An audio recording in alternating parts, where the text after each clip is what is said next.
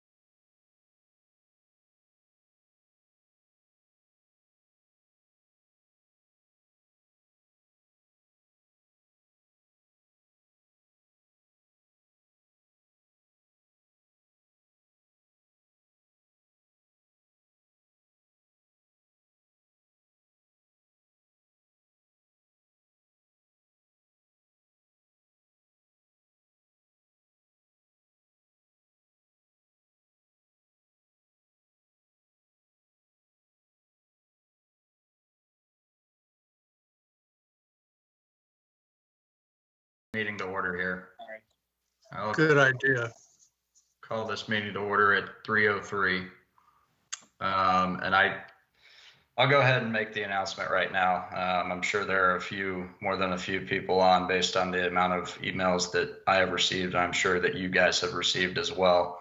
While that is all certainly appreciated and it did not fall on deaf ears, there will not be a vote today. I want to clear this up. There will not be a vote today in terms of turning over golf course management or operations to anybody of any kind for several reasons. One being it's not on the agenda. Okay, we have not been briefed on any of this as a board. Me personally, no one knows anything about it.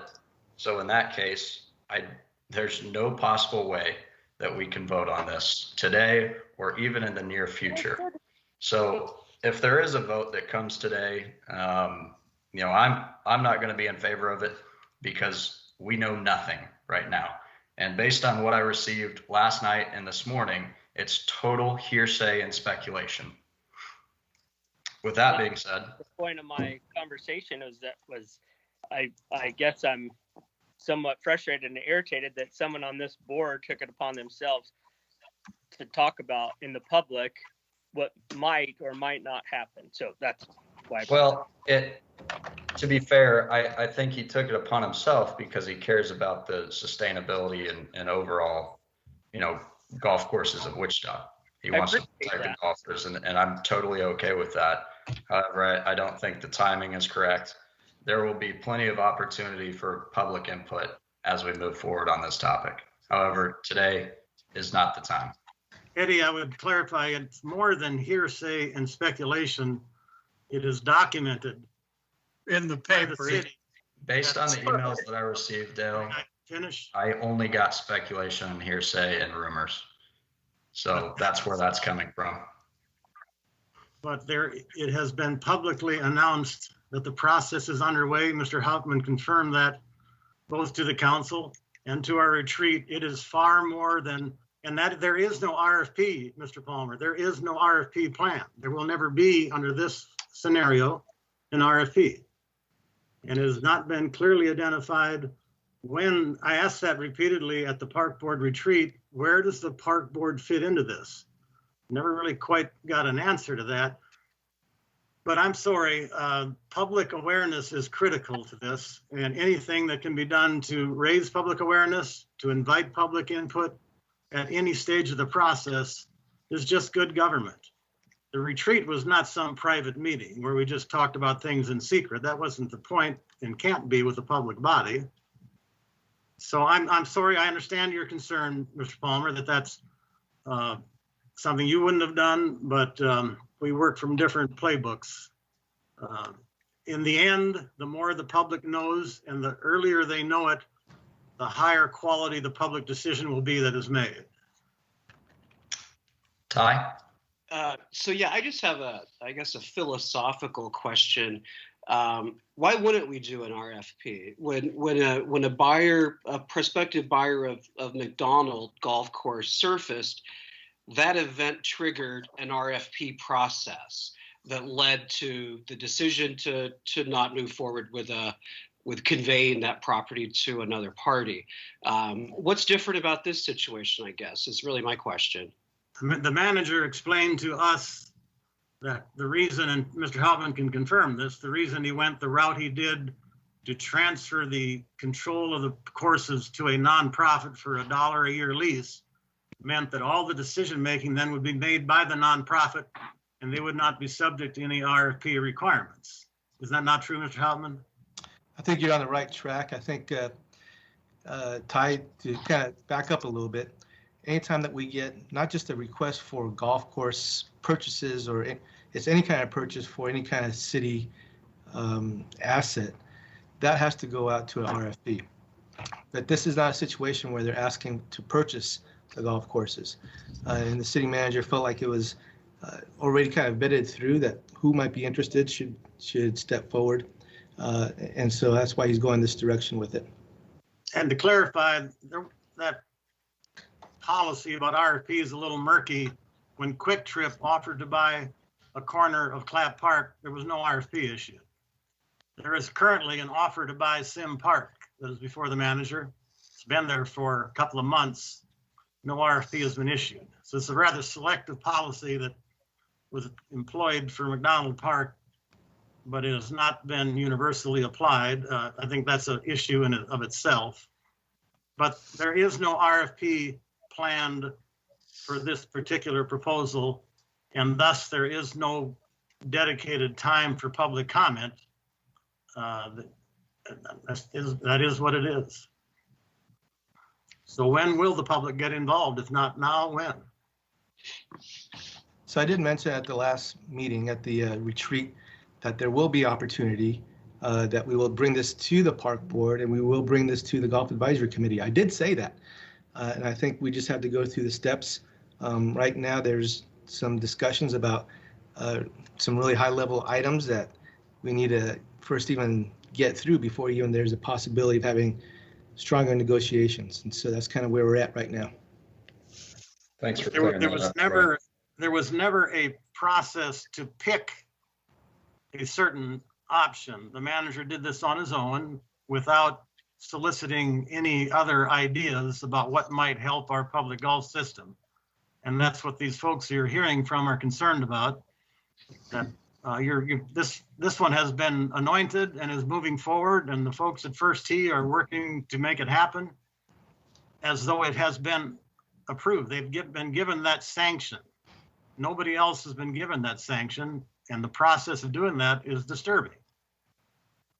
So all these folks are saying is just sit back for a while, and before you bring this to a close, and think about some other options that might be used.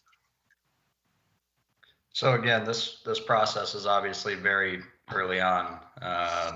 You know, they will have ample time to voice their opinions, which they already have, and again, did not fall on deaf ears. However, we are at the inception of this process, if you will, and moving forward, I don't see this, I'm not going to put a timeline on it, but I don't see this happening tomorrow. So with that, I think we should move on to public comments if there are any, Penny.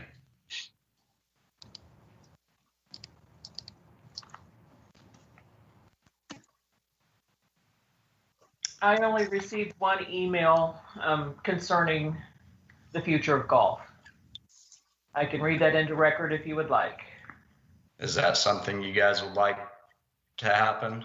Well, I think we received, me personally, Sure. I probably received about 50 of them. I don't know if you guys were CC'd on those as well, but if we'd like it read into the record, we can do that. If not, let's move forward. Eddie, I don't. Yeah. It's okay. I'm sorry, can you hear me? This is Yep. Beth. I think the process that we have set up to entertain public comments in this time of having to do virtual meetings is that they would be emailed by noon today. And I think we do need to read into the record the one that was emailed Okay. so that it can be made part of the record.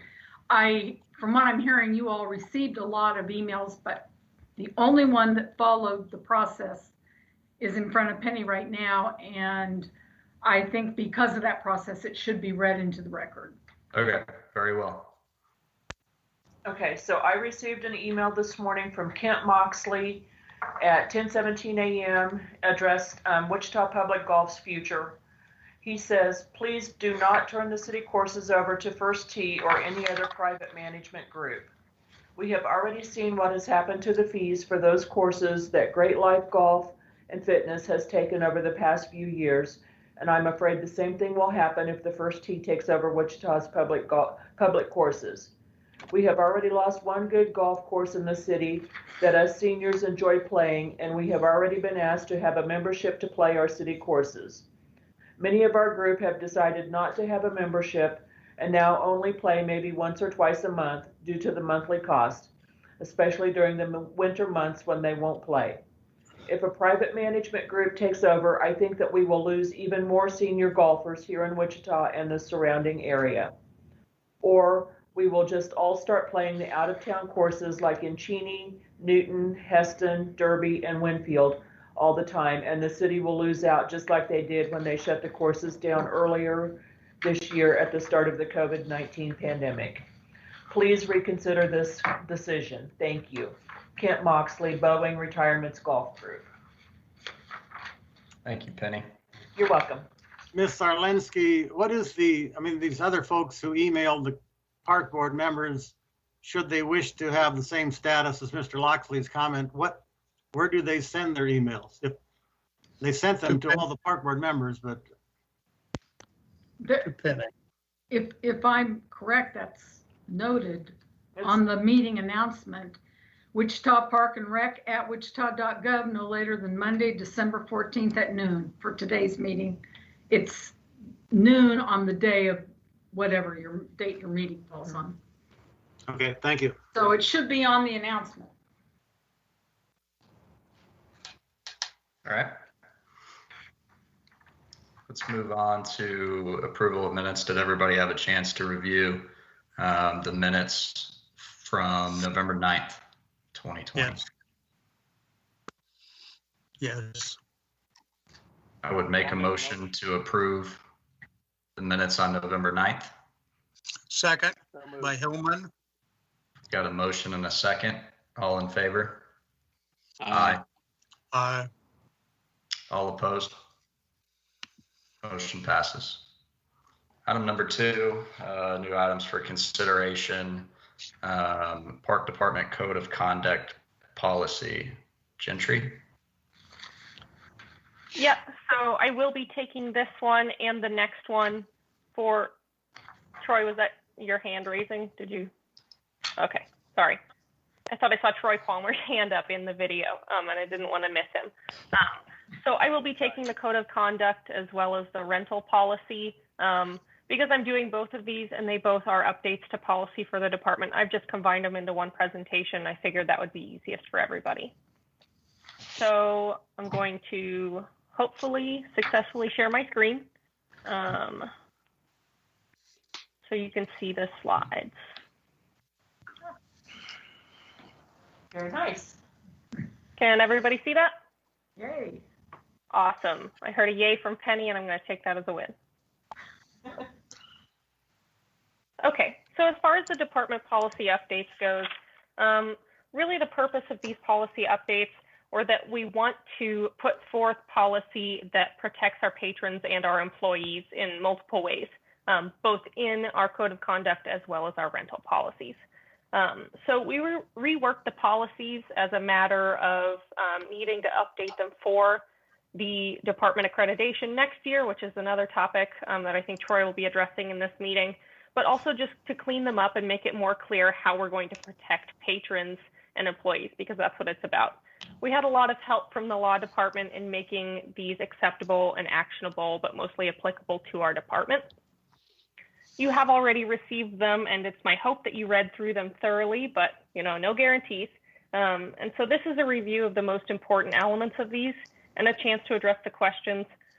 We are ultimately looking for an acknowledgement and an approval from the park board in order to implement them. So the policy changes were made, like I said, in accordance with our accreditation next cycle. The code of conduct, just a very broad overview, is that it helps staff address issues with patrons and customers. And then the rental policy update is mostly updated to include the non-discrimination statement and a hold harmless agreement. So the code of conduct, I'd just like to note that the specifics of this plan, so the behaviors that we deem acceptable or unacceptable, this came from a culmination of a lot of code of conducts that other agencies across the country have in place, and we've tailored it to our specific situation, our community, in order to make it fit best for us with a lot of help from law. This is to address patron issues, or initially came about for patron issues that we had at a golf course to staff members. So this makes a really clear process of the rules and the plan of action that benefits everybody, in my opinion. We don't have many major violations right now, and we really don't expect that to increase or occur, but we want to be sure that we're prepared in case that happens with an official policy for the department. In case of violations, there are increasingly serious actions that we can take, as you read in the policy, but we don't intend for this to be a common occurrence. We just want to be covered in that way. We can rely on Troy, Director Mr. Houtman. We rely a lot on our on-site staff to help enforce this and track this, and also PD when necessary, depending on the severity of the situation. There are also steps for patrons to take to appeal sanctions if they wish. That first goes to the city manager and then to council if necessary. So there are 2 steps that they can follow to appeal their sanction, whether that be a 1-year sanction at the most severe or anything less. And this way it doesn't just get siloed in our department if people have issues with that. They have a chance to work with the city to remedy their situation. And this is kind of a promise of accountability from our department to the public. And the policy, of course, has been reviewed, informed, and approved by the law department. I'm going to go ahead and pause for any questions that you have specifically about the code of conduct before I move on to the rental policy. Gentry, did you say you distributed that code of conduct? Yes, those were sent to Penny last week, and she should have sent them out to all of our staff, all of the park board members. Yes. It sounds like Hoyt did receive it. I did, yes, but I've read all 35 points, yes. Yes. You're our superstar, Hoyt. Yeah, it would have been last week sometime when I sent that out to everybody, Dale. I got the one at the agenda, the minutes, and the meeting schedule. It was not part of that email. It was a separate email. Yeah. Okay. Any further questions on code of conduct? Yeah, I just had one, I guess, comment for both this document and the other. I was surprised that there weren't explicit references to a pandemic and social distancing and mask wearing and all the realities of our new world. Is that addressed implicitly instead of explicitly in both these documents? I mean, the world's changed a lot, so I'm surprised that that's not included. That's a really great question, and maybe Troy wants to address this after I do. But in my opinion, this is something that may become our new normal for a while, but I don't intend or anticipate it being a long-term effect. And I think that that those infractions or violations are addressed in separate plans from the city, both at the city level and also at the department level, on our reopening plans, our phased opening plans, and how we deal with that. And I think that some level of enforcement is probably addressed at a higher authority by Sedgwick County. Troy, do you have thoughts on that? That's a good answer. So Ty, I think the idea is we know this is going to probably happen again in the future, or some variation thereof. Something that we had planned for. I remember talking about this back in 2010, 2008, when we had SARS and a few other outbreaks, but nothing ever got as big as this. And so it doesn't hurt to go ahead and be prepared for the future. And if we don't have to enforce it, then that's even better. But if we do, we have actually a foundation in place. So that's kind of what we're looking at. Okay, thank you. Any other questions on code of conduct? Gentry, I cannot, or Penny, I can't find that message. Could you resend that to me, please? Penny, do you have that? Will you send it to him?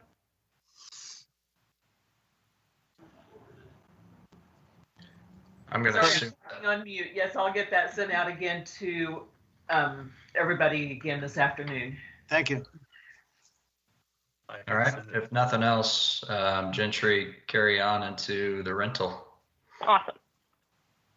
So the rental policy update, we updated it most recently before this time, I believe in the spring or summer of this year, to kind of adjust rules. But one thing that we didn't include at the time that we thought was really necessary to include were some topics of importance that are really relevant right now, including a non-discrimination statement, which is mostly to protect our renters, and then an indemnity and hold harmless, which protects us on a very large scale and our amenities, but also creates clear rules that in turn protect patrons and renters.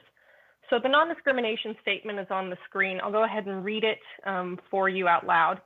Wichita Park and Recreation does not discriminate on the basis of race, color, religion, age, national origin, disability, sex, sexual orientation, or military status in any of its activities or operations. Employees, volunteers, affiliates, and renters of Wichita Park and Recreation facilities are expected to work together to promote the practices of non-discrimination and respect among patrons and guests. And if you haven't had the chance to read through the policy, Dale, that may be you, that statement is included right up at the top, right after the header. And then beneath that statement is also the following statement of Wichita Municipal Code Section 9.03.170. So in deciding whether to approve an application, no consideration may be given to the message of the event, the content of the speech, the identity or associational relationships of the applicant, or to any assumptions or predictions as to the amount of hostility which may be aroused in the public by the content of speech or of the message conveyed by the event. So that statement that we've included from the city code on that is the official city rule that prevents us from discriminating renters based on the content of the gathering. That's something that we can't take into consideration when we're renting them. And so both our statement at the department level and then the city code statement as well are kind of two layers of authority in ensuring non-discrimination. The rules are mostly the same outside of the added statements, but we did designate specific guidelines and responsibility for renters and staff for inside rentals. So we simply don't have the time or the manpower to go out and check the condition of every single outside park rental, both before and after the rental. But we can do that, and we do perform that for indoor rentals and specific parks such as NASCAR, which is kind of where this initiative began, because we are able to protect those by having staff on site, just as a requirement of opening and closing the building. And then the added indemnity and hold harmless is technically signed by all users upon receipt. And we are working with IT right now to get an online signature for this, so we can remain, keeping people out of our buildings, both for health purposes in times of the pandemic, but also making it easier for people to rent. So renters sign this upon receipt to assume the liability of injury or damage, which ensures that the city's protected, but more importantly, to ensure that the parks and facilities are protected so all citizens can continue to enjoy them. This policy has been developed with law and approved by them, and that's the update to it primarily, and I will answer any questions now. Any questions for Gentry? I have a question. Does this policy apply to entities in the instance we were talking about, this first T leasing? If the city leases a facility to somebody, does this policy apply to the operators the same as it would to a city department? As far as I know, it does not apply in that way, because this is specifically for rentals Right. that patrons request or book these rentals, and the indemnity or the hold harmless for any other agency that is performing that management service on behalf of the city would be held to different standards. Beth may have a better answer than that, though. I'm unmuted? Okay. Yeah. Sorry, I'm still getting used to this. You think I'd know it by now. Gentry, you're correct. It would also depend on whatever agreement you entered into with a management agency. If you wanted to make these applicable, city-owned facilities, they would have to apply the non-discrimination. That's something that is required of anybody entering into any agreement with the city of Wichita. But as far as all these general technical rules, it would, again, it would depend upon whatever agreement is made, but they could make their own rules rather than adopt these of ours, other than the non-discrimination. So the ice rink, for example, has a separate contract. Is it governed by these non-discrimination clauses as well? I believe that it is. Yes. I'm all agreements with the city. It's a requirement that they be put in by ordinance. Thank you. And the state. Any other questions on the rental policy? Do we need to vote both of these things in? Yes. I'm not. Yes. Okay. Yes. Well, if there's any other discussion about the Park Department Code of Conduct policy, I'm going to go ahead and make a motion to approve the Park Department Code of Conduct policy, and then I will also make a motion after this separately for the rental rules. Seconded. Got a motion and a second. Is there any further discussion on the Code of Conduct policy as presented? Is this a park board authority that it comes to us as the final authority? Does this go to the council as well? Yes. It's a recommendation from the park board for a department policy. Right. So it's just a It's just a recommendation. Yep. Okay, we've got a motion and a second. Any further discussion? All in favor? Eddie, I think All opposed? no. Eddie, your motion was to approve it, not to recommend approval. Yeah. Do I need to amend that motion, Elizabeth or Penny? No, these will, the council has already given the director, Mr. Houtman, authority to impose regulations and rules in addition to what's in the ordinances, and that's what this is.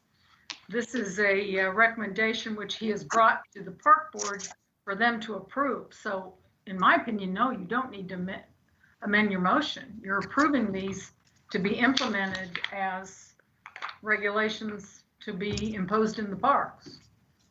Okay. Is everybody clear on the motion now? Yes. Okay. We've got a motion and a second, and I'll hold the call again. All in favor? Aye. Aye. All opposed? Motion passes. I'd also like to move to approve the rental rules and policies with hold harmless as stated or as presented by Gentry. Any further? Well, I'll second it. got a motion and a second. Any further discussion? See none. All in favor? Aye. Aye. All opposed? Motion passes. And let's move on to item number C. Number C, you like that? It's been a long Monday. CAPRA accreditation 2021. Troy, is this you? Let me get my microphone on. Yes, this is me. So I think I mentioned to the board that we are going to be hosting virtual a visit from the accreditation board in March. If I do recall, it's the first week of March. And what just happened is a great example of why we're accredited in the things that we do, with continuous reviewing of our policies and procedures on how we can make things better, make the operation safer. So this is exactly why we do this. And then the accreditation forces us to make sure that we are following best practices and putting these things into place. So I'm pretty excited. We've been working pretty hard. Gentry, for the most part, has been the point person on gathering all the information, putting it together, and reviewing all of our policies and procedures as we get ready for March. We have to submit 8 weeks prior, so that means by the beginning of January, we will be submitting our self-assessment, and then it gets reviewed, and then if our document is strong enough, then it gets reviewed by visitors that will actually do a virtual visit. And I would like to invite you guys to be a part of that process. I would like you guys to think about an opportunity to sit down with the visitors and kind of share your perspectives of how things are going, what we can improve on, what things we're good at and what things we're bad at. And they have a whole list of questions to ask and kind of review those things. And so I don't know if you guys would want to do this as a board, or if there'd be 2 or 3 of you that would want to volunteer to sit in for a half hour or an hour meeting with the visitors when that time comes. So definitely want to have you guys part of this, as because you guys obviously are part of the process. And I think it's important for the visitors to hear that. Troy, question. What will be the approximate date of the visit? Hold on one second.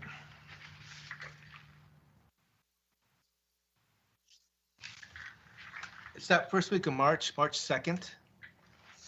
I'll be available if you want me to sit in. Okay. We'll have an initial meeting on that Monday, and then it's a whole week long of virtual meetings. And there's a lot of flexibility of how we can do this. If you guys want to be part of that initial meeting, that would be great. And then available sometime during that week to meet with the visitors. If you guys want to meet as a group or individually, I'll take whatever you guys can give me. What do you guys want to do? Do we want to delegate 3 or 4 of us, or do we want to do this as a board?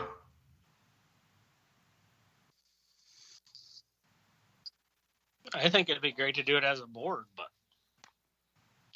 Yeah, I agree. I think there's value in kind of a shared experience if we can make it work with all of our schedules. And I like to share that I don't need to be sitting on your meetings, so you guys could share exactly what's on your mind and without any kind of what's the word I'm looking for? Big brother feeling. Sure. Okay. I agree. I think it should be, the entire board gets involved. We talked about it last week during the retreat a little bit in terms of communication and a little bit better transparency. So I think it's important that, all of us are involved. This is Gentry. Is it okay if I make a comment on this?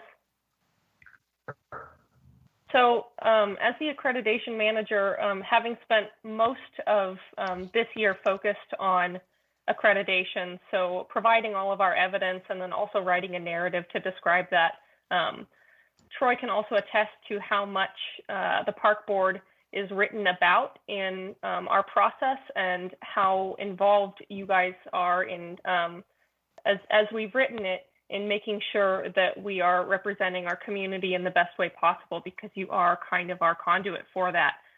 So I think it's really great for you all to be interested and engaged in that meeting, because you are talked about so often and of so highly. So I really appreciate that. So thinking about being a little bit flexible, I'm not going to have contact with the visitation group until probably the beginning of February. So at that point in time, I can start working on a date and time where you can all meet. Okay. Awesome. Are there any other questions on the CAPRA accreditation coming up? All right, cool. If nothing else, we can move on to continuation of prior business, which looks like we don't have any of. So we can fly by that and head into Reggie's recreation update.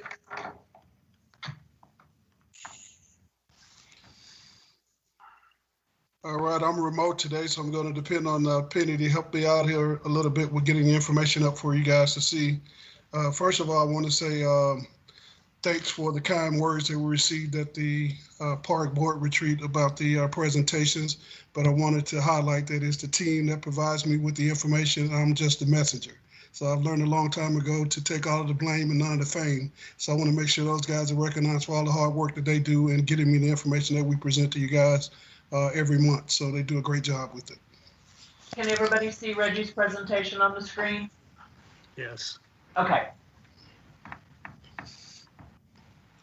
So I want to get an opportunity to kind of go over like we normally do each month to give you an overview of some of the activity that we've had during the month of November. So Penny, if you would go to the next slide for me, please. So first, we have been working really hard on making sure that we move forward with the aquatics master plan. Brian Hill and his team has been managing that process, and we're on track now for both phase 1 and 2 of the projects are moving forward as planned. We're on schedule to be prepared for opening in the summer of 2021. And as part of that, we're also working to have a celebration for the reopening and the naming of the McAfee pool that's at McAdams Park. So Brian has worked with Councilman Johnson and put together a team that's going to be doing some things to kind of celebrate that and acknowledge the renaming of that particular pool they're opening. And it's tentatively set right now for May the 29th. And as we get closer, we'll provide an update to the board and to everyone what's taking place with that. And we'd love for you guys to come out and be a part of that as well. So Edgemoor Rec Center was really busy during the month of November, had several things that they were working on. One of the new things that they did was some theme-based cookie decorating classes around Thanksgiving. They had a class on the 21st of November that was well attended, had quite a few people that came out and participated in the event. And that's something that they're looking to expand more throughout the school, throughout the year, to continue to highlight that new partner that we're working with Park and Rec. We also had an opportunity to look at doing some things with Edgemore for our open pickleball sessions that are real popular. We have sessions that are taking place on both Saturdays and Sundays, and we've gotten a lot of support for that. We had a total of 226 people that played throughout the month of November. Those are really good numbers for us, and we've added on several evening time frames as well, and to help accommodate the growth that we have for that, to continue to be able to offer those programs to the community. So we also had the voting that took place on November the 3rd. It was there on site, and we had over 300 people that came out to that particular location and voted on there for the presidential election. It was a really great partner working with the election people. They did a great job with setting up, cleaning, and sterilizing the area, making sure that we had the proper safety protocols in place for COVID-19 to ensure that the individuals who came out to vote were in a safe environment. So Linwood Rec Center also had voters that came out and had a really good turnout for that location. They had over 1,500 voters that were there at that particular site, which is a really good turnout. I think it's one of the highest that we've had out of the times that they've hosted at that particular location. We also moved forward doing some different things there, where we did some security lighting there on site at Glenwood to make it a safer environment for the surrounding center and the entrance and exit doors. We had several incidents where we had some break-ins there at the facility, and we had opportunity to work with Public Works and our security company to make those enhancements to make sure that we provide as safe environment as possible for those individuals who visit our location, as well as making sure it's secure in the evening time frame when it's not occupied. So since we made those changes and enhancements, we haven't had any additional break-ins or anything that have taken place at that site. We also had our belly dance class program that ended, and we had a performance on the 18th of a small group in the immediate families. One of the things that we tried to highlight, and we incorporated some of that with Christmas Family Night last year, is being able to use some of those groups who are participating in programs at our centers to highlight them at the end of the year to kind of showcase what they've done and what they've learned. So that's something as we move forward with some of our other programs that we can continue to expand as well. So Watson Park started out its Christmas Express. We put a lot of different safety precautions there in place that and reduced the numbers to 50% of what we typically would have. We've already sold out for all of the current classes that we have in place now, and we're looking at adding some additional ones to accommodate the requests that we have from the community. So that's something that has been a real big success. People enjoy having an opportunity to get out and enjoy that space there on site. So we're excited about that and looking to see what we can do to continue to expand that program in the future once we get past some of the restrictions that we have in place now. They also built some, as part of those safety procedures, they put in some barriers on the trains that provided shields between each of the rides, so that makes sure it's even more secure for those individuals who are coming out to enjoy the space there, and also accommodate for the weather that we've had as well. So one of the things that we've tried to make sure that we've done and try to track and be creative about is implementing procedures that we can actually track with the cleaning and the procedures and process that we're doing, making sure we have safe facilities for the community to come out and enjoy. So Lynette Woodard actually took the lead on some of those things and created a spreadsheet that kind of shared with the rest of the team on what we're doing, the cleaning procedures that we have, and being able to track that, so that way we have a regular schedule, making sure that we're addressing those areas and cleaning up out the different rentals that we have in place to help and make the environment as safe as possible. So I want to give a kudos out to Angela Buckner and her team with coming up with that particular spreadsheet and process and passing along to the rest of the center, so that we can be consistent in what we're doing to create as safe an environment as possible for our individuals who visit our locations. So Woodard also is real involved in making sure that they have a lot of support from the community. During the month of November, they had 77 hours of volunteer hours that they actually had on site with helping support programs and supervision and sanitation of the gym and the equipment there. That equated to over $1,300 worth of man hours that we would have to have paid out of budget that we were able to get through volunteer support. So that's really vital for us, especially in these times where we're watching expenditures with some of the budget restrictions that we have. So that's something that we're looking at how we can implement at other locations also to help us be good stewards of the funds that we have and being able to continue to offer good programs. So we also had some classes that have gone over really well that we're looking to expand as well. Was in the new adult boxing classes offered on Monday evenings, and we'll be expanding into January with the winter session as well. The new session that we started in November and went through December on Monday sessions, and we generated about $258 in revenue and had 90% attendance for each of those programs. So Lynette Woodard has done a really good job on that location of expanding programs as well as making the facility available for rentals to the community. And even under the current circumstances with COVID restrictions and facilities being closed for almost 6 weeks during the year, they've already exceeded their revenue goals for this year already. So kind of a new thing that we're doing, you'll see that on the left there, we're going to be doing our football season instead of in the fall like we normally do it. We're going to do it in the spring this year leading into the winter. So we did that as part of some of the safety precautions that we had and recommendations from the county to not offer it during the fall. So we're expanding that to do it into the spring semester, and we're going to be moving that program down to to South Lakes, where we're able to use that space there and socially distance people out there, implement some additional safety precautions that we can put in place with not allowing them to use the bleachers on site, but bringing their own personal seating in the area, as well as requiring the spectators to wear masks when they're on site. The coaches and officials will be wearing them as well, and the players will be encouraged to do so when they're not actually participating in the sport. So we're also there requiring them to bring out their own personal seating, and we'll have a social distance with sitting zones where they can actually sit there to make sure that we have that proper social distance for each of those teams that are participating there. And one new thing that we're doing this year that we're excited about implementing is we're offering gift certificates now as well. So you'll notice on that screen that we're offering those online that they can actually purchase to use for any of our programs with the exception of golf. So encourage you guys to tell your friends and family about it and go online and purchase them to share recreation with our community as well. And I put a challenge out to our team also for a friendly competition to see who's going to sell the most gift certificates at their particular facility, and then they're going to receive a special prize for those who has the highest revenue in selling those certificates. So it's kind of an overview of what all we had covered during the month of November, and I'll open it up for you guys if you have any specific questions from me as well.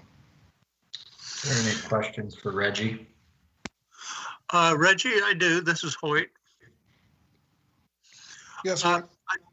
I think that's what you're doing is fabulous. My question would be, there's a soccer field at Linwood Park.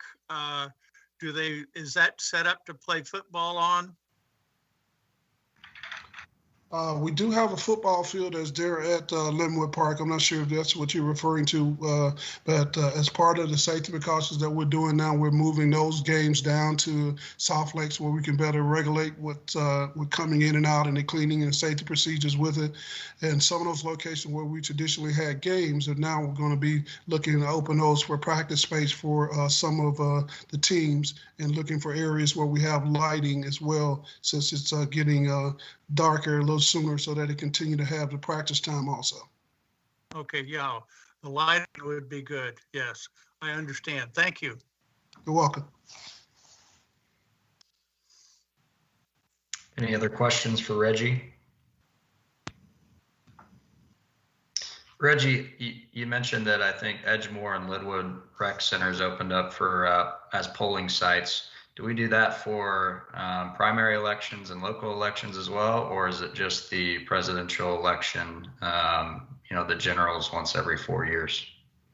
We actually open it up for all of those elections. There are polling sites for any of the elections that the county actually helps host. So those two locations, as well as Boston, is a site also. Awesome. Thank you.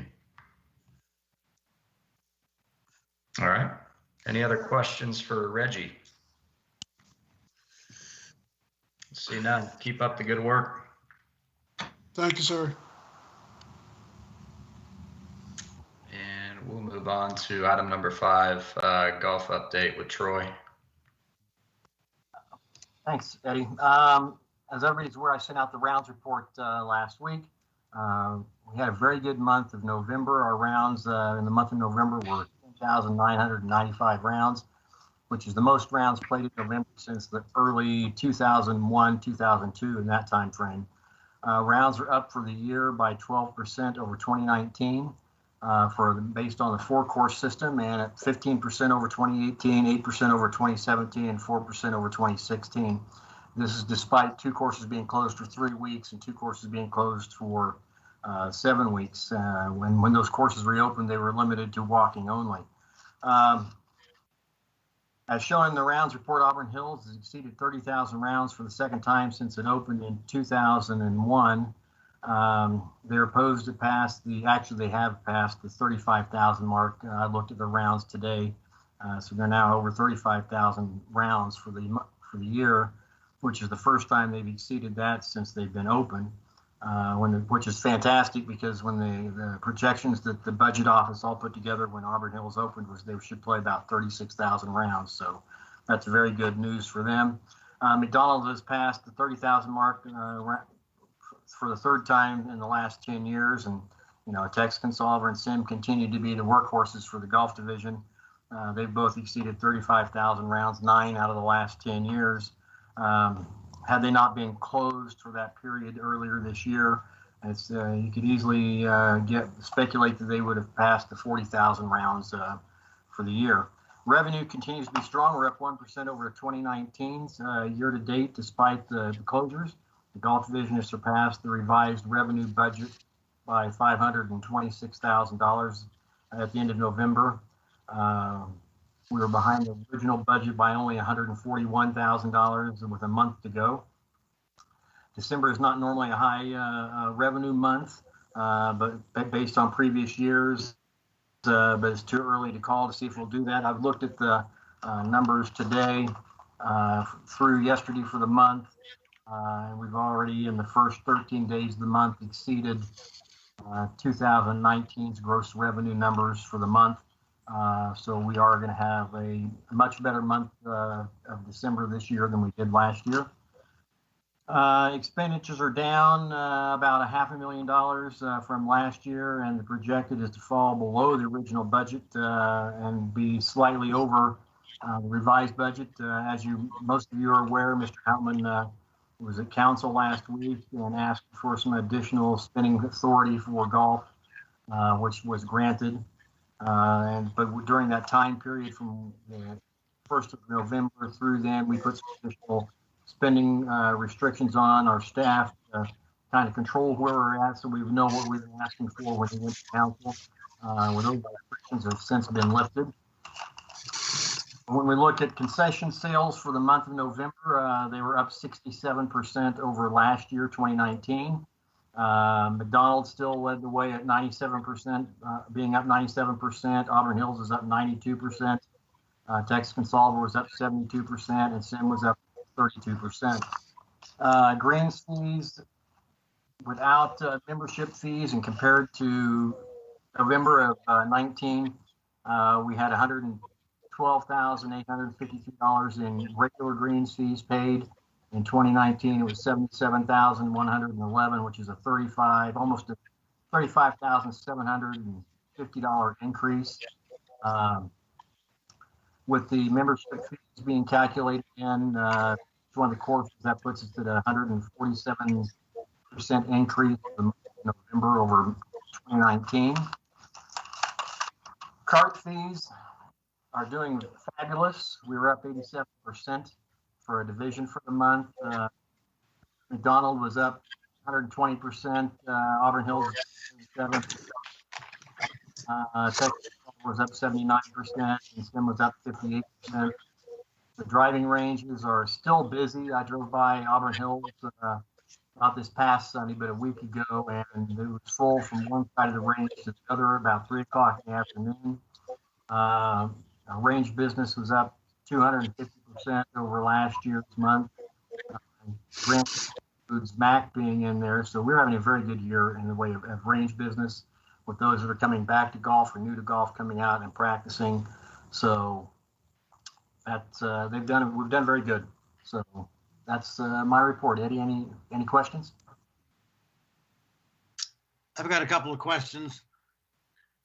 Troy, at our retreat, you said we were 470,000 in the black. Is that accurate?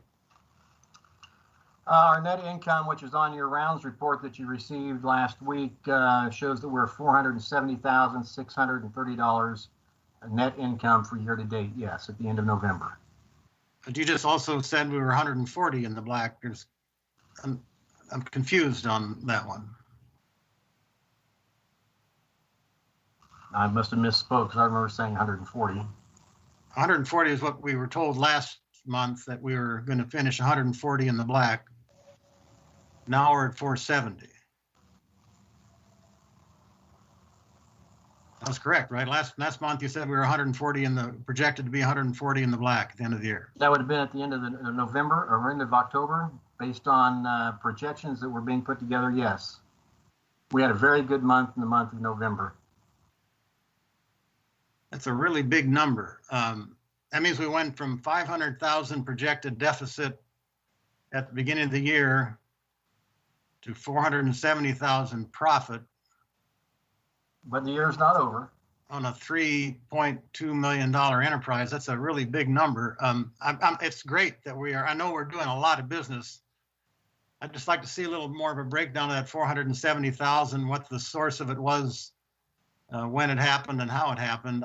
Is it from regular green fees? The membership's pretty constant. That wouldn't have generated any dramatic increase. The concessions aren't that big a number. I mean, it's an increase, but not 470,000. Well, when I look at comparing greens fees, for example, I've been saying that we're up in greens fees. I mean, that was what I just reported right now, was that our regular greens fees for the month of November were up $35,000 over the month of November of 2019. So we've been having large increases like that since we've reopened. In October, that number for greens fees was $23,000 in October. And then in August, well, let's see, where's September's here? I mean, I've put together some numbers I've been working on for finance. I mean, we were down in regular greens fees at the end of June. Our regular greens fees were down $9,215 due to the closing of the golf courses. That's had a lot to do with it.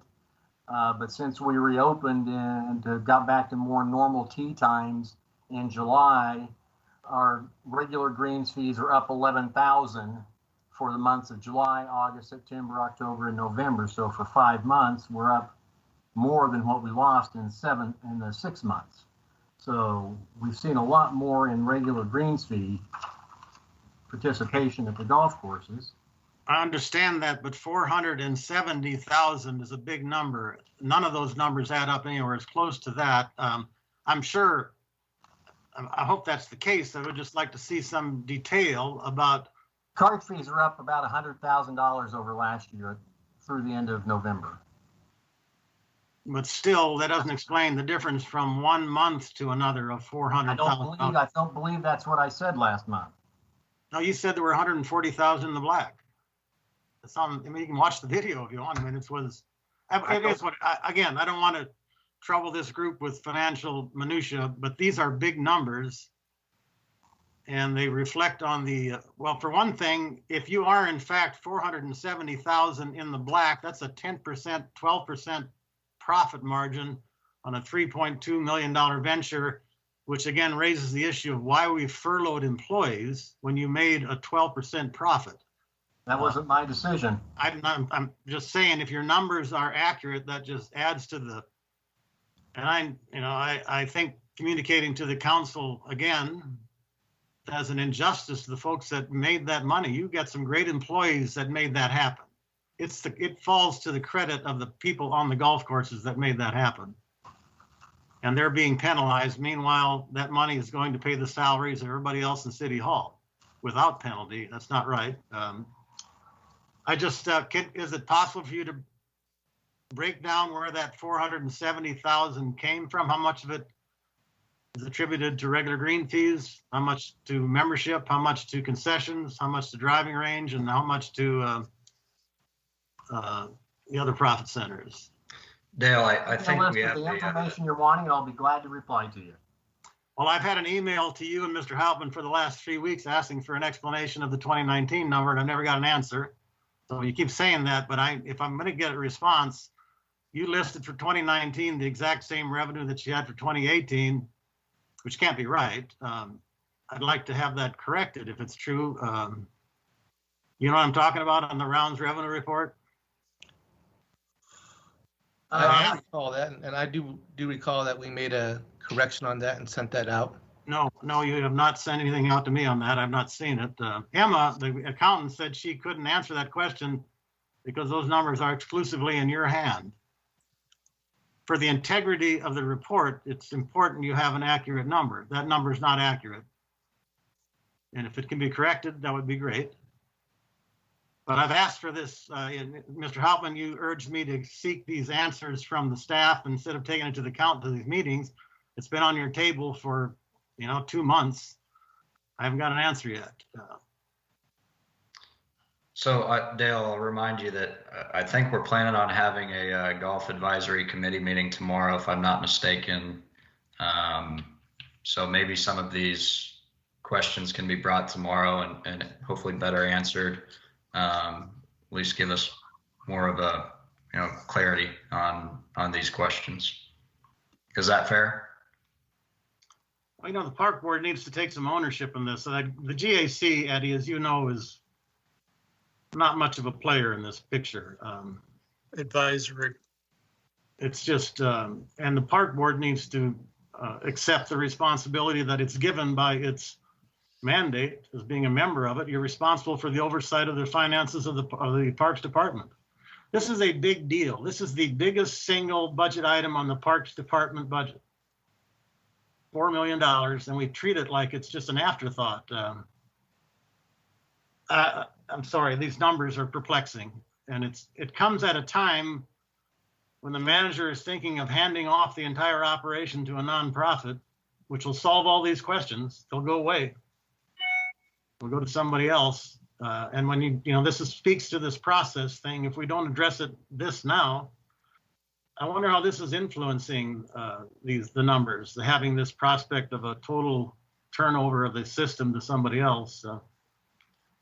I know, Eddie, you don't like to talk about it at the park board meeting. I'll give up.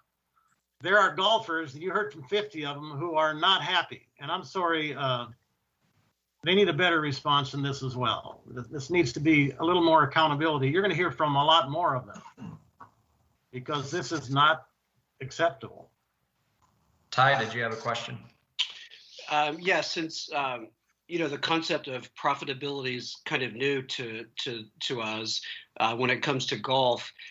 So if in fact the $470,000 profit is how the end of year turns out, what becomes of that money? Does it pay off debt? Does it go into the general kitty for the city? Or I know there's an administrative fee that is paid in to recognize personnel costs and stuff like that as well. So can you just, I think this has been said before, but honestly, I'm not sure what becomes of that money at the end of the year. So Ty, it's a enterprise fund, so it stays within the enterprise and could be used actually to kick off next year, because at the beginning of every year, January, February, March, we don't have a whole lot of revenue, so it helps balance everything out. It might give us other opportunities to reward employees, might give us opportunities to put investment into the infrastructure. So yeah, it's really important to have a positive balance in the enterprise fund. But So the- what happens is there- to that money? is there- I'm sorry, go ahead, Todd. Is there a current plan to pay, to service the debt from that money? I know that's not happened. So is that coming out of this? Well, that hasn't happened in the last 3 years. And so for this year, I don't think we're going to be doing that. You know, if we still have the debt next year, that could be something that the finance department requires us to do. So if you end up handing this over to First Tee and there's a $400,000 surplus, where does that money just get handed to them? I hope not. What do we know? Are we asking? Are we negotiating? I think those are all part of the negotiating terms. So this is going down the road a lot farther than just, as Eddie characterized it, just the inception.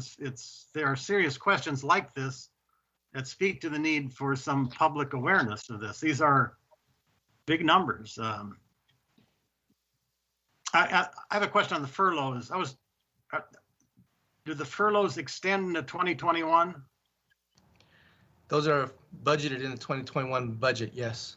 So we're already penalizing the employees for 2021 after they posted a $470,000 profit. That's what's in the budget. Now, Well, it's they're my not- intent. is it in their budget? It's my intent to change that if we do have that much of a positive change. That's why budgets are flexible. We go back and forth with, you know, if there's positive cash flow or negative cash flow, things change. But it's my intent to work with the city manager and the finance department to relieve us of those furloughs if we can. So that's on the table for a possible revisit, that maybe those furloughs won't be applied in 2021?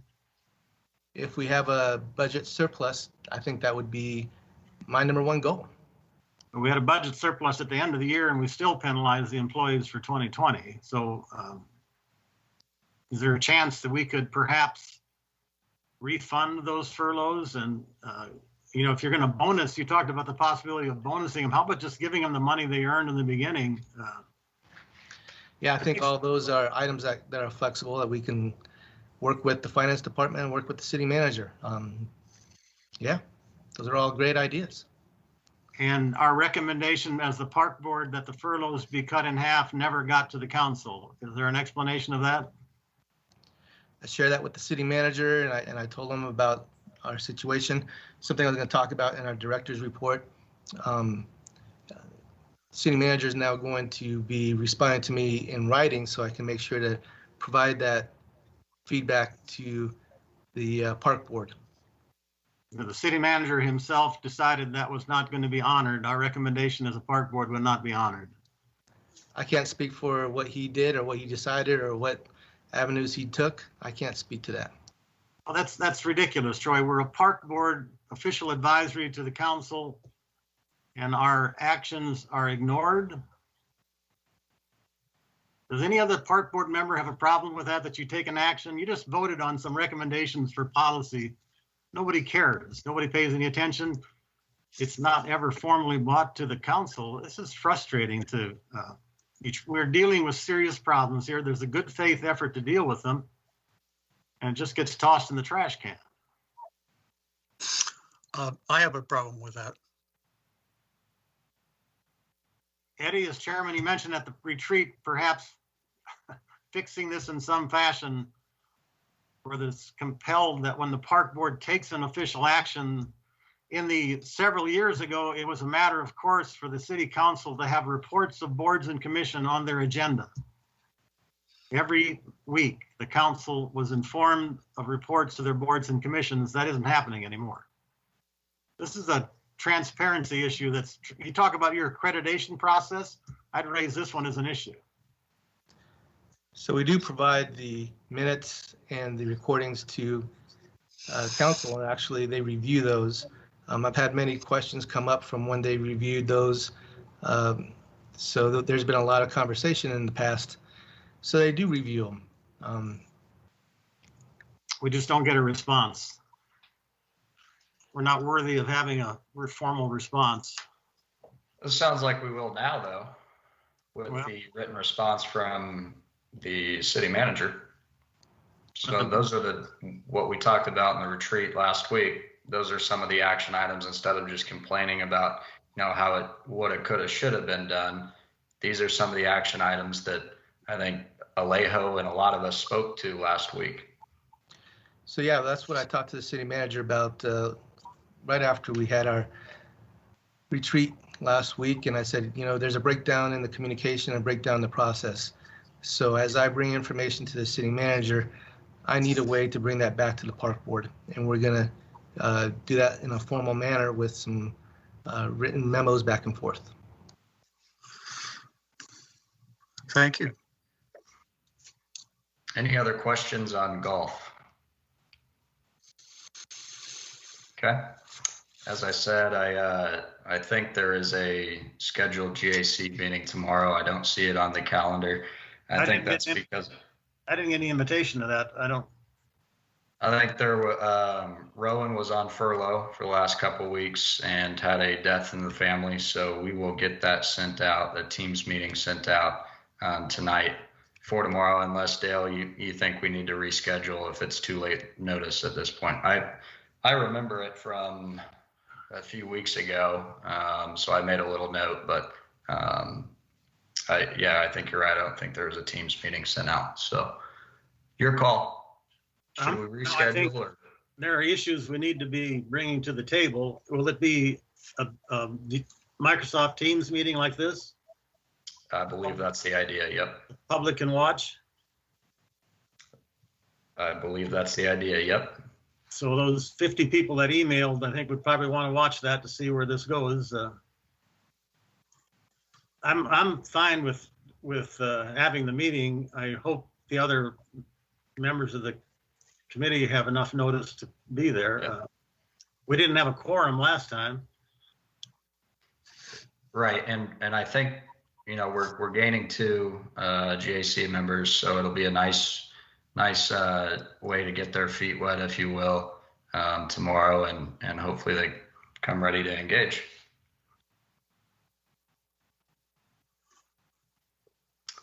All right, if nothing else on golf, we can move on to the Parks Foundation update. Actually, Eddie, I know you said you wouldn't entertain a motion, but on behalf of those folks that responded who are expecting some action, I want to make a motion that the park board recommend to the manager that the process of soliciting a nonprofit solution to the public golf courses be tabled until further options can be explored. I'd like to make a second to that. Okay, we've got a motion and a second. I don't have the camera on. I would like, as I said at the beginning of this, since we don't know anything, this has not been presented. I cannot be in favor of supporting this motion. Eddie? Yep.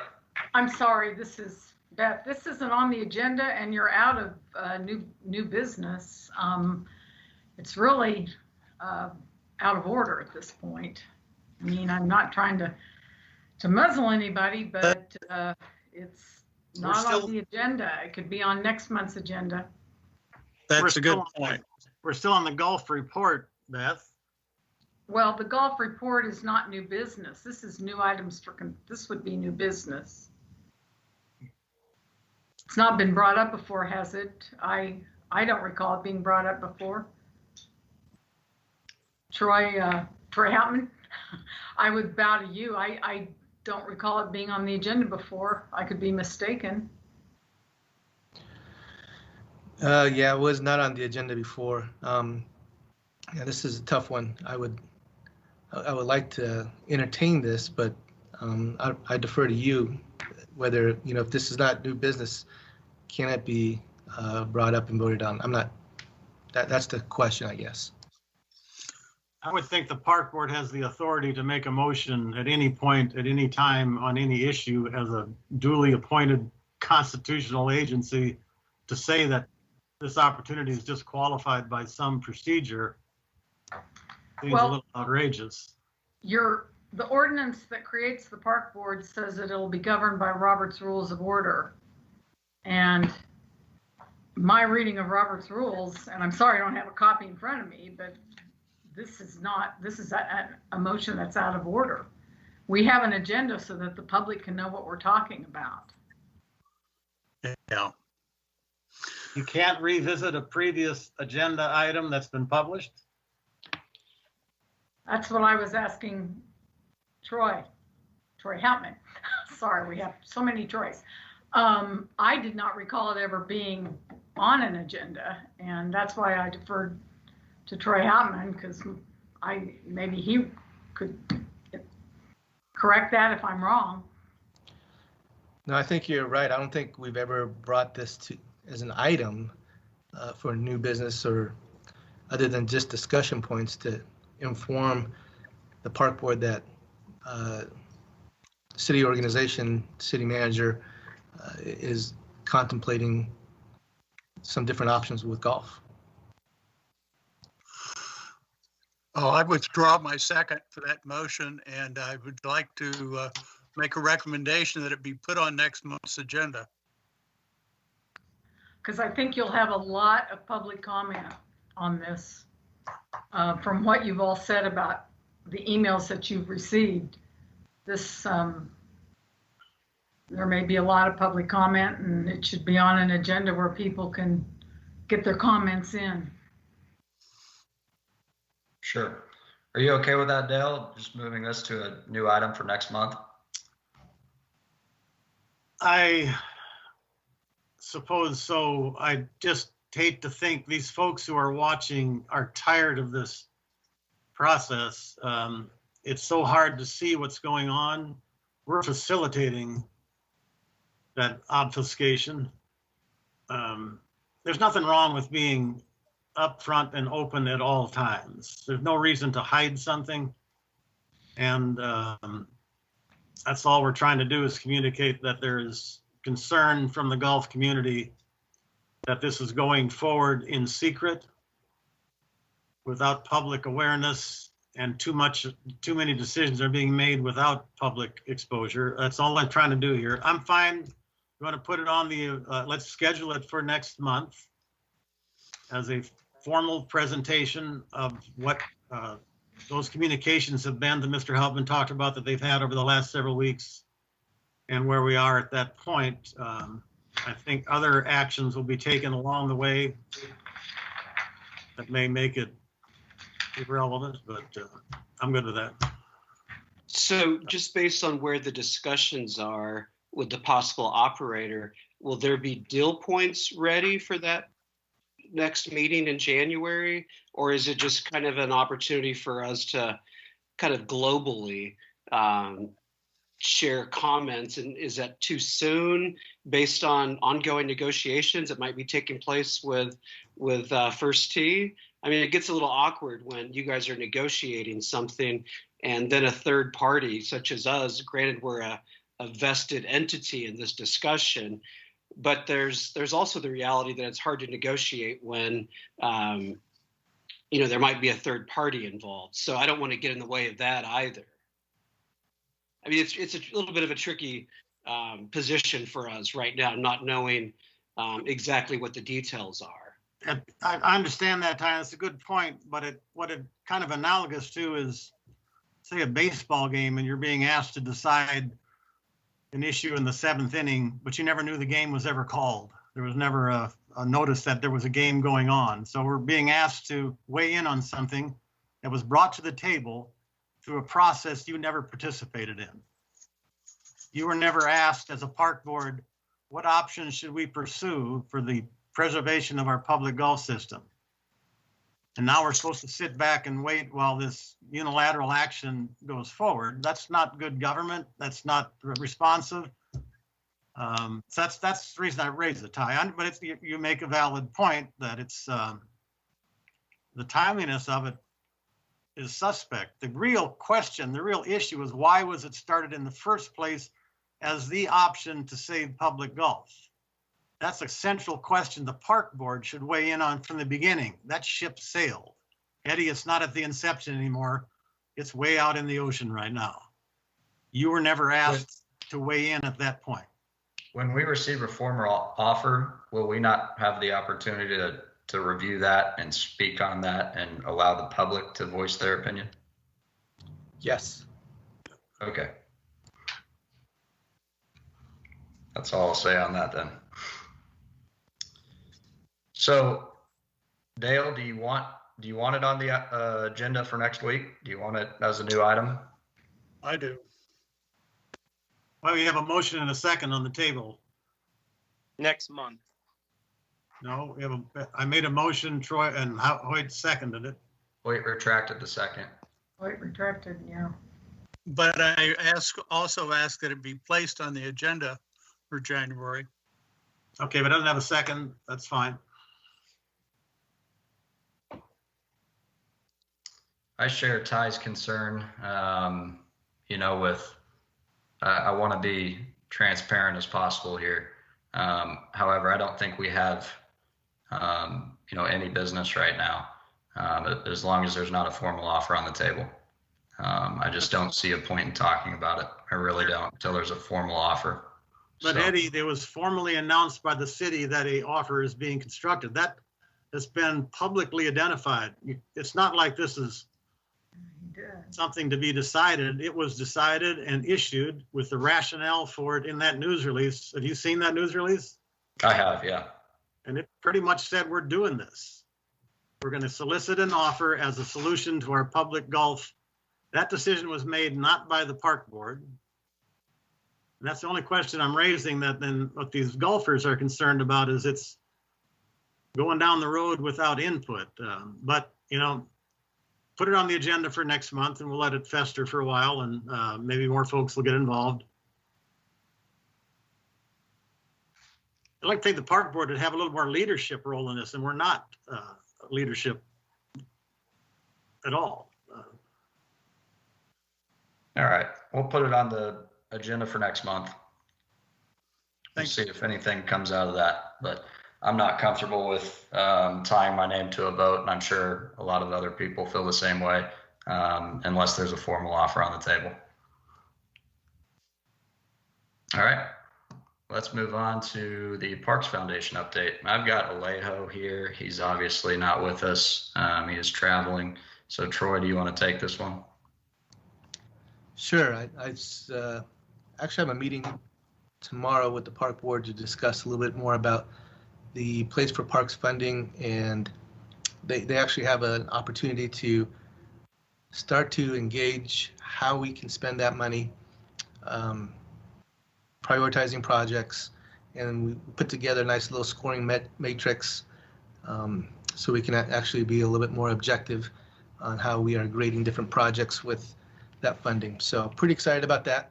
That way we can actually spend some of that money and then use that as leverage to promote it and gain more exposure and advertising for that. So that's going to be a great tool. Awesome. Any questions on that? See none. I don't have an update, so we can move on to the director's update. Fantastic. So as I mentioned earlier, some of the things that came out of the retreat were pretty interesting. I really appreciate some of that feedback, and we definitely want to keep you guys in the loop and meet your guys' needs and interests. So I think the agenda next month is going to look a little bit different. I'll be working with Emma to put together a financial report for the whole department rather than just focusing on golf. David McGuire is going to be presenting a golf, I'm sorry, not a golf. He's going to be presenting a park review of the month and give you guys updates on that as well. Let's see what else. In regards to budget, we'll be going into the budget session pretty soon. I haven't had a chance to talk to Elizabeth up in finance yet, but I'm going to be wrangling her to do a couple presentations and not only talking about the process, but showing year to year some of the budget adjustments and changes that we've made, what our concerns are for this upcoming budget year. So not 21, but we'll be getting ready for 22 pretty soon. So I'll be setting up a couple meetings with that. I don't know if it's going to be with your subcommittee that you guys wanted to put together, or it might call for an extra meeting of the park board to kind of go over that. But whatever we need to do, we can definitely be flexible. So those are going to be some of the changes that we're going to implement that came out of the retreat. I think those are pretty good pieces of information, and I appreciate that feedback because I want to make sure that you guys feel like you're being included. 2021 is going to be a busy year, and so I need you guys, if you don't have scissors, you're going to have to go buy some scissors because we're going to have a lot of ribbon cuttings. And because of COVID, I'm not going to be sharing our scissors with each one of you guys. So we have tennis, we're going to be having a ribbon cutting there. The swimming pools, we're going to be having some ribbon cuttings. The playgrounds, we have some updates that we're going to be doing there. Over at Pawnee Prairie Park, we're going to have some updates here that will require ribbon cutting. NAFSCR Park, we never did the ribbon cutting there, so that's going to be something that we're going to do. So definitely want you guys to be involved with that, at least presented, and if it's in your district, if you have opportunities or want to speak on that, let us know so we can get you guys on the program. So yeah, there's going to be a lot of ribbon cuttings this year. And I'm excited about that. I think that covers everything I wanted to cover. Awesome. Any other questions for Troy? 21 will certainly be an exciting year. It's got to be better than 2020. You got to think so. One day at a time. Thank you, everybody, for hopping on. Unless there's any other business that we need to bring up right now, this meeting is adjourned. And Dale, I'll see you tomorrow. And if I don't see everybody else before Christmas and New Year's, have a happy holiday season, and we'll see you in 21. Merry Christmas. Thank you. You too. Have a great Christmas, everybody.